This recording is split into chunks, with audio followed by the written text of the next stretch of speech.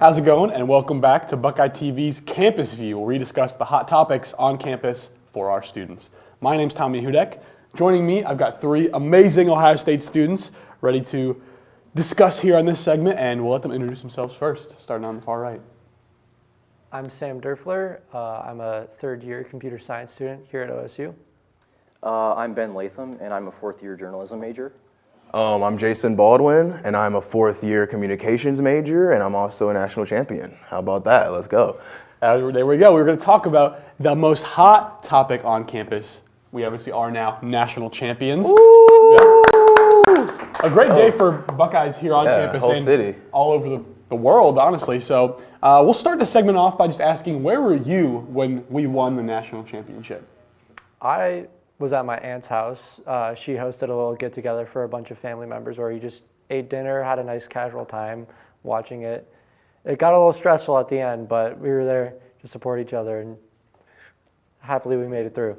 And did it make it kind of even more special that you were doing it with family as opposed to just doing it on campus with other students?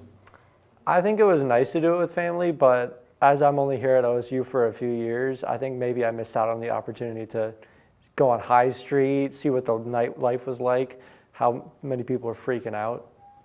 I think it might have been nice to see that happen. Right. And you said you also had other family, right, outside of the country watching it, if I'm not mistaken. Yeah, my parents both live in Switzerland, but both of them graduated from OSU a long time ago. They stayed up to watch it too. Dope. That just goes to show that the support expands beyond Columbus, Ohio, the United States. We got Buckeyes all over the place. How about you? Yeah, I watched it with my dad at home. I initially was just going to go to a bar to watch it, but I've been watching games with my dad for years now, and I know it meant so much to him for me to be home from school and watch it and just share the moment together. It was really awesome. That's amazing. Also sharing with your family. Now, would you credit your dad at all with maybe you loving the Buckeyes, coming here to Ohio State? Is that part of that? For sure, yeah. He taught me that at a very young age. He went to school here in the 80s, so I kind of just grew up with it, followed in his footsteps. So, yeah, it was really awesome. The Buckeye didn't fall too far from the tree. Yes, for sure. How about you, Jake? So I have an interesting story. I was at work. I work down in the short north. I was at work till 7. Got off early. They were not letting me off until 8, but I was begging and pleading, like, come on, guys, like, you guys, this doesn't happen, like, this is a decade event. Like, so they let me off at 7. I was like, thank goodness. Rushed home, got to my roommates, and we set up the game in the basement, and we just watched that thing, beers, wings, like 80 Roosters wings, I think we ordered, all that. So it was crazy. And then we got to win, lift a trophy, just everything after that. Like, we were up till like 5 a.m. Like, it was insane, That is awesome. And was that fun to share with roommates that maybe you made friends with here at Ohio State? Ohio State is like why you were brought together. Yeah, no, my roommates, we've actually been rooming since freshman year of college, and it's just dope to kind of, like, in your penultimate, I don't know if that's the right word, experience of, like, your last year, like, you get the natty. It's like, what else could you ask for other than beating Michigan? But, like, what else could you ask for, you know what I mean? Right. So that was perfect. That's awesome. So for me personally, I relate to that too. I had a bunch of friends over at my house, beer, some food, and we watched together. It was really awesome, kind of a full circle moment.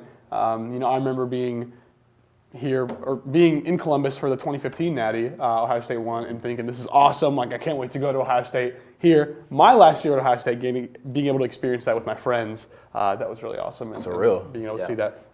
How did that compare to your guys' other, like, playoff game experiences for kind of the prior ones leading up to that?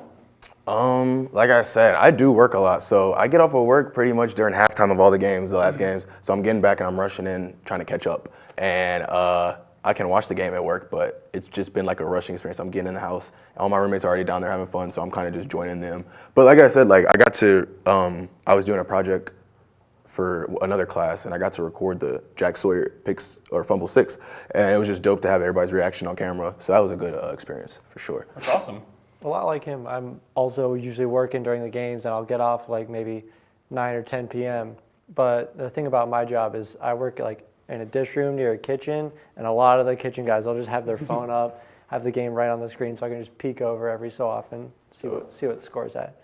Yeah, I was at home with family again, just to, it was such an awesome moment winning that championship, and watching games with my dad. We saw the Oregon game when Will slid and the game was over. It was Yeah. really sad. Sad. And we watched the missed kick against Georgia. That was awful. So just to see everything, all the heartbreak, just culminate into that one championship was just really cool. It was a big healing moment, right? We beat Oregon after losing to them, and then also losing to them, my freshman year, being one of the first games I remember as Ohio State student, and then, making up for that missed field goal against Georgia, the loss to Alabama, kind of playoff healing in the 2020s, so that's kind of what we needed. Another big aspect of these playoffs has been the first time there are home playoff games, us obviously hosting one, that anyone gets to go to that. I would say I might have some beef with ticket offices. I mean, they were telling me that everybody was gonna, get in the lottery. Most likely, everybody's gonna get that. I didn't get it, so Really? maybe I got some ops out there. I don't know. I did not get to go, but my friend who I sat with for the regular season got to go. He said it was really cool, so I was really jealous of him. Yeah, for sure. I did end up getting to go. Sorry, guys. Okay, good, whatever. But it's really cool, the concept that we can play these, championship level, like SEC teams, Big 12 teams at home for a playoff spot. That's something that's never been seen before. So that's a really cool thing about the new extended playoff format. Leading up to the playoffs this season, what has your guys' experience as Ohio State fans been in interacting with those games, going to, maybe give us a story or two about your season? Okay. Well, I purchased my senior year. Like I said, I'm a fourth year. I had to. Spent all the money on Block O North. Got it. So I went to every home game. And my favorite experience was definitely that second game or the first game. I forget which home game it was, but where Jeremiah Smith just kind of made a name for himself, had 2 straight touchdowns. And it's like you're watching an 18-year-old and as a 21-year-old, I'm like what? Like, how is he 18? I was like, he's grown. Like, anyways, that was definitely Jeremiah Smith was my highlight of the season, like, for sure. You can say that for a lot of people, except for his opponents, I guess. Right. Yeah, it was definitely a roller coaster season, as you all know. I think the best experience I had was when Caleb Downs returned that punt against Indiana. That was awesome. And honestly, I felt like the game was over at that point because Indiana wasn't doing much of anything. It was just really cool to, hug everybody that was around me, really awesome. And then just after the Michigan loss, I was just sitting in the stands just absolutely befuddled at what happened. Yep. And to just see the, absolute turnaround that this team had, it was just unbelievable. That Michigan game was tough. Yeah. Yes. I should have sold my ticket maybe, but yeah.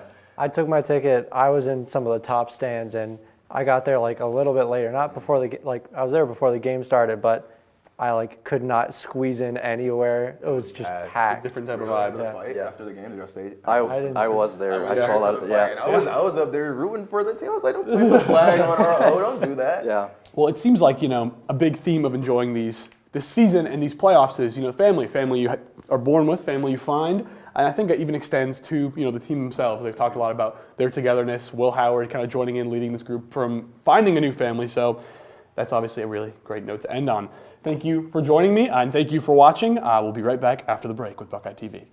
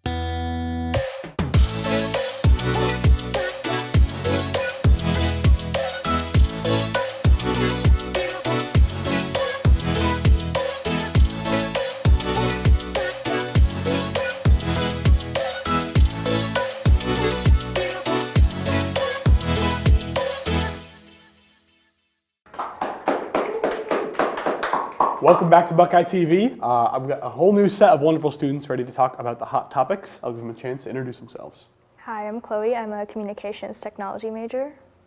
Hi, I'm Carl. I'm a second-year communications major. Hi, I'm Deja. I'm a second-year sports industry major. Well, it's very nice to have you all here.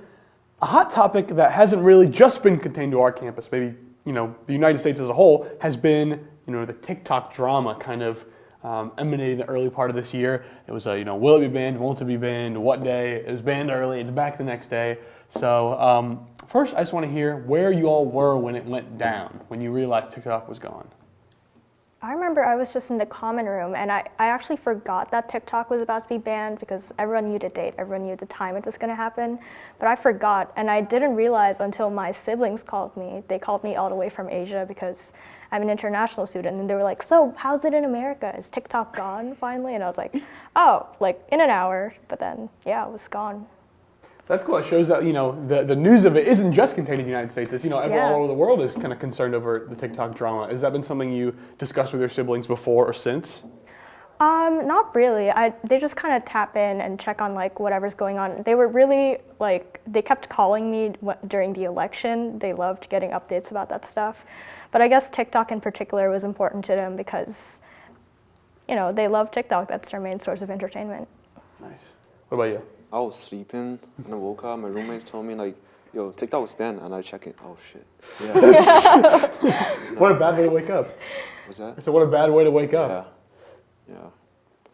And just banned it.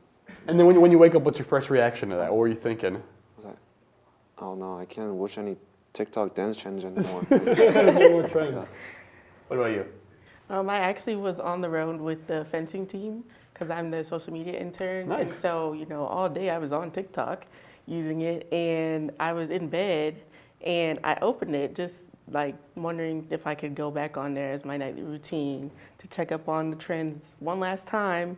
And I couldn't even scroll. It said TikTok is banned. It was banned early. I didn't expect it to be so early. I was Yeah. at my house.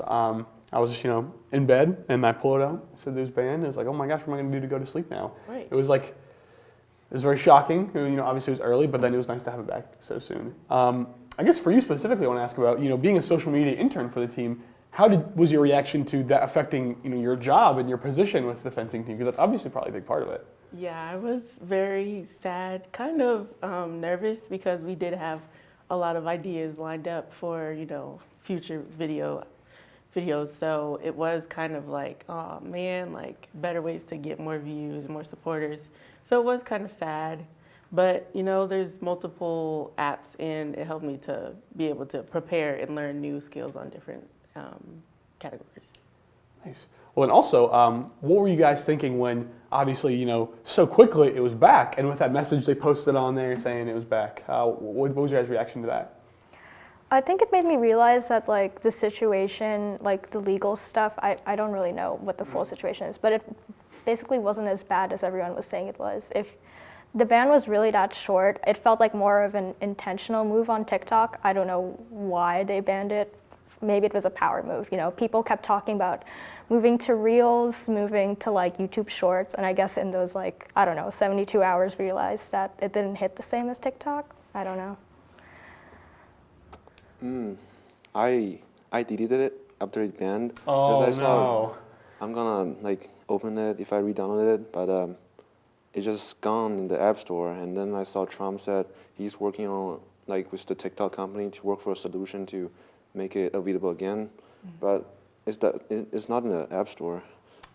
Yeah, so that's a good point. The people that deleted it now are kind of at a rough spot. It's like, well, it's gone for you until something else happens. So I'm hoping a speedy re-downloading here.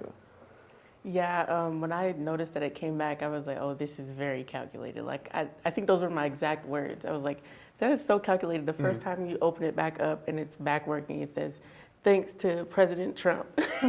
So it was very obvious, but I did kind of appreciate it.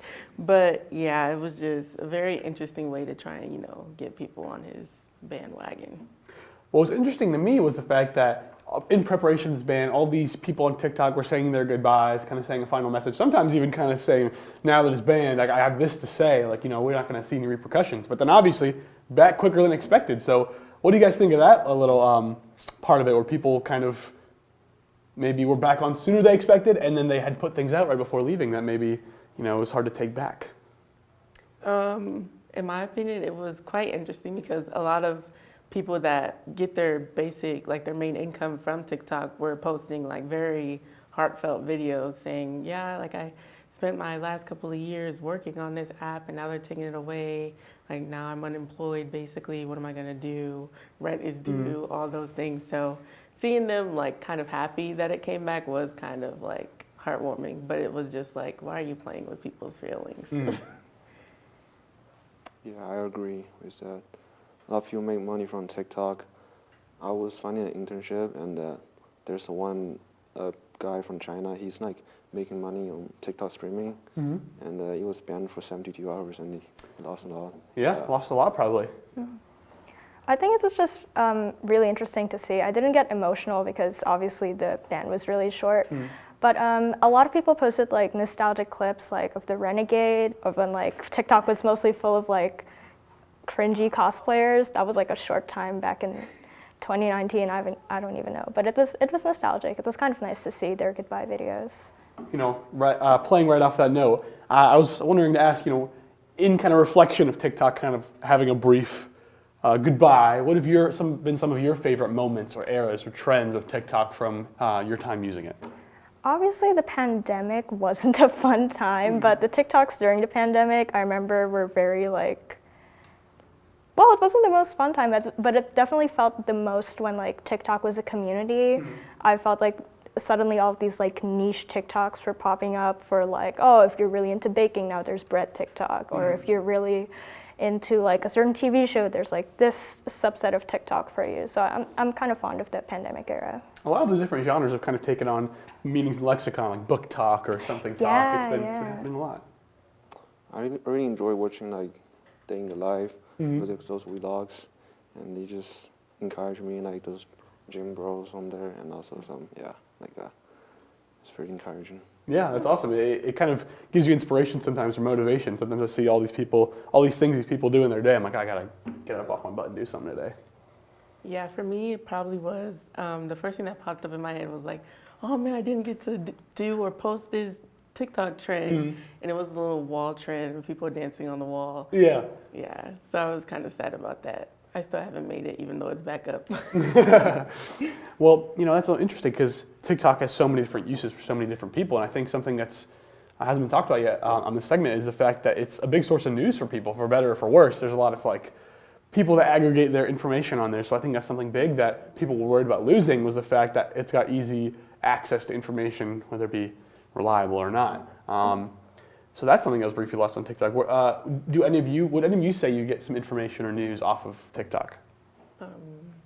I would definitely say I have before. Some things may have been misinformation, but a lot of the stuff like maybe drama or learning about some of the trends or what court cases are going on. Like I think one big thing was the Menendez brothers and the trials, especially since the documentaries came out. So that was a big thing for me. It was interesting, and then also them being incorporated in the like real life documentary was cool. Very nice. Well, I think that no matter how brief that ban was, it showed me kind of how important, for better or for worse, TikTok is in my life and the lives of others. I'd sit there trying to scroll and I'd remember it was gone. But we're glad it's back. At least we are. You might not be, but thank you for joining us. We'll be back after the break.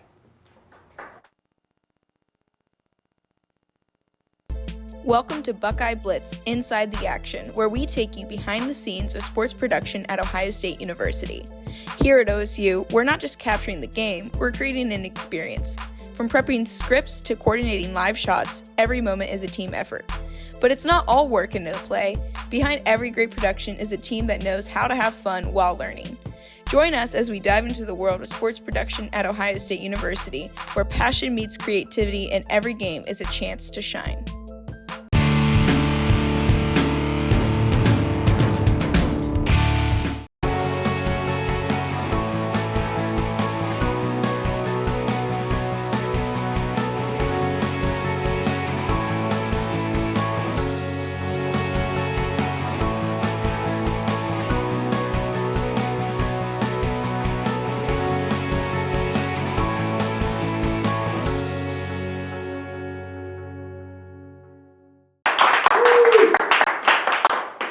Welcome back to Buckeye TV.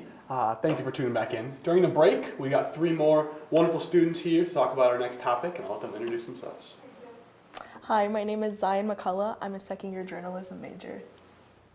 My name is Leanna Tran. I'm a third-year design major. I'm Lydia Lanier. I'm a third-year strategic communications major. Well, welcome. Thank you all for being here. Here at the end of our show, we're going to talk about maybe the most important topic here. The first big holiday of the year is obviously Valentine's Day. So it's a big topic. People need maybe some help planning and figuring out what they're going to do. So first, we'll ask you maybe what your plans are if you've got a significant other in your life, or if not, what you think of Valentine's Day or what you're planning to do, you know. So I have a significant other, but I still think it's important to do Valentine's plans with your friends as well. So I'm going to be doing a Valentine's Day, and then I'm going to do like my actual like Valentine's Day celebration with my boyfriend. I don't have a significant other, but I gotta agree. Valentine's Day, I think that is so nice. Just being able to spend time with your friends and people that you care about, like that's the best thing, honestly. I don't have any plans yet. I do have a significant other, but we got to figure something out. Usually we alternate who picks dinner each year, so I'll have to pick dinner this year. It's your pick? Yes, got to think of something good. Very cool. Well, I gotta say, I do miss the days of elementary school having the little boxes, passing out the little Valentine's and candies. Who says we can't do that though? We can figure out a way. But I'm here to break down Valentine's Day, figure out what goes into planning for those people that maybe do have to pick what they should be looking at. So first of all, you know, for the dinner. Dinner is something that people like to do different ways. You know, for example, some people like going out somewhere fancy, you know, being treated, or sometimes they like a more intimate experience at home, cooking something themselves. And then along with that, talk about maybe a little bit if you like it to be surprise or not, because some people like, you know, having the element of surprise in their dinner. Personally, like the only part of Valentine's Day I want to be a surprise is my gift. But aside from that, like I want dinner to be on even terms just so that we're both enjoying it. We both know how to dress and everything like that. Honestly, I don't got a clue, but I think if I would have a preference, I definitely think like planning it out with my partner would be like the best bet. And the gift, like it gotta be a surprise. I love surprises. Like I want it to be a surprise. See, I disagree. I hate surprises. I can't keep a secret. I can't do surprises. So I feel like if we both are aware of what's going on, again, like same attire, all that stuff. So hopefully we'll pick something good. Nice. And if you are going out somewhere to a restaurant, or maybe even cooking at home, what kind of stuff are you looking forward to be eating, or where are you looking to be going? Honestly, I'm someone that needs something flavorful, so whether that's like sushi or some good pasta, like I like food like that. But also if I'm cooking, I have to do something very creative that's like out of my comfort zone just because it is Valentine's Day, so I have to make it special in some type of way, I feel. Yeah, I'm not good at cooking. I'm better at baking, so maybe I'll bake the dessert. But as for dinner, I probably would say like a steakhouse or maybe like a surf and turf vibe just because it's a special day. Honestly, I'm down for anything. I'm not a picky person. I'm down for whatever. As long as we got dessert in the end, I agree. Yeah. Or for someone like me that needs some help planning, it sounds like stay away from McDonald's and stuff like Oh, that. Yeah, don't take for such a sure. fast food. No. Well, when it comes to the gift then, you know, I guess not what are the expectations, but what are some things maybe you've received or maybe something you're getting if your significant other isn't watching? And flowers, talk to me about that. Flowers honestly make or break a gift a lot of times because for a lot of women like myself or people out there, like they have a specific type of flowers they're like really fond of. So knowing that with your Valentine ahead of time is something that I think like can make or break the gift. Know their favorite flowers. Don't just like buy whatever looks good on the shelf because people are picky with their flowers. I know I have a favorite flower, so honestly, I would love to get that instead of roses.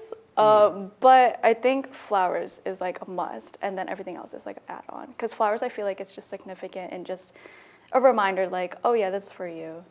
Yeah, I also agree. I also feel like being college students, like we don't really want to break the bank, so like just flowers and chocolates are like perfect for me. I know Trader Joe's has like really cheap options too with flowers.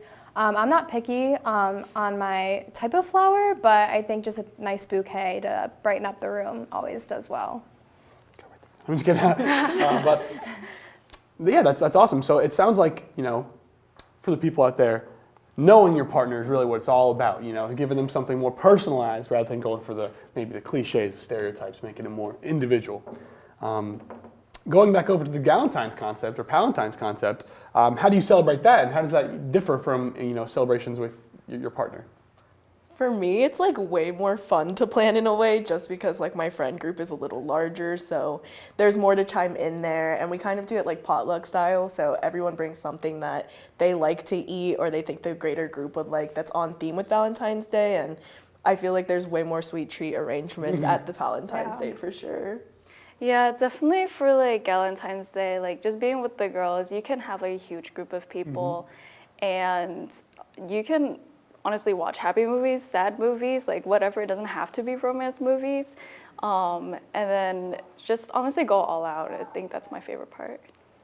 You know, I wasn't planning on doing a Valentine's Day, but now I'm thinking about it. Now that you guys are talking about it, I think me and my roommates could do like a charcuterie board night. You know, bring little appetizers and stuff. I think that would be a lot of fun. So. Take some notes. We got some Yeah. people convincing here. Maybe looking back at previous Valentine's Days and then like Valentine's, Galentine's, what are some of your favorite memories or maybe things you've eaten, things you received from the past? I guess in the past, my friends, we used to always go to our favorite sushi restaurant and just get like a platter of sushi for Valentine's Day. So those, before I was in a relationship, were some of my favorite annual memories that we would do. And where was that? Tora. It's in Gahanna, Ohio. 10 out of 10. I love it there. Take some notes. And it's fancy. For me, like bringing it back to elementary school, like you mentioned, my favorite part honestly was building like the Valentine's Day boxes. I feel like as an art student, I also like wanted to go extravagant and have like candy exchanges. So that's like one of my favorite memories from Valentine's Day was being able to share it with everybody else. Yeah, same with me. Like the candygrams, just like writing out the like, little notes, especially for my friends, just like, "Hey, I love you, girl," and stuff like that. You know, and then wrapping us up here, for the people out there that are planning their Valentine's Day things, how important is it to be asked to be somebody's Valentine, and how would you want that to happen? That's the most important part. Like, you know, it says it in the name, but honestly, just make sure that you're asking them to be the Valentine at the end of the day, because it's the little things, like even a cute little letter that you leave for them, or even if it's over text, if that's what you prefer, like just make sure you ask. On top of a Starbucks drink, see that a lot, just something small, but definitely I agree. You gotta ask, because if you don't, you're not guaranteed to be a Valentine, so. I just have to clarify that make sure that you're asking them before Valentine's Day and not on Valentine's Day. And you gotta know that person too, just from my experience. Well, good advice for all the people out there. Seems like at the end of the day, Valentine's all about spending it with the people you love, be it your partner or your people around you. It's a great time for everybody, and hopefully you get planning quick. It's coming up soon. Thank you for joining us today on Buckeye TV. I'm Tommy Hudek. Thank you.